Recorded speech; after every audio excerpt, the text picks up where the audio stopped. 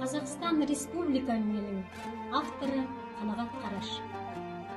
Отаным тәуелсіз ел болған күннен, кеудемді шаттық кернеп жаным күлген. Бостандық, тәуелсіздік деген ұғым, не деген қасиетті, құдіретті. Қазақтың қанында бар жігермен, бостандық бодандықтың шідерінен, ұрпағым не болар деп жалтақтамай, қараймын келешекке сенімменен, қараймын келешекке сенімменен. Жаңғырып өмір сәні келер күнмен, бір күнім мүлде жаңа бір күнімнен. Елімнің болашағын айт десеге, ер едім болашағы зерделеген, ер едім болашағы зерделеген. Құттықтап отанымның азаттығын, төгіп тұр күн шұғыласын нұрлы көктен.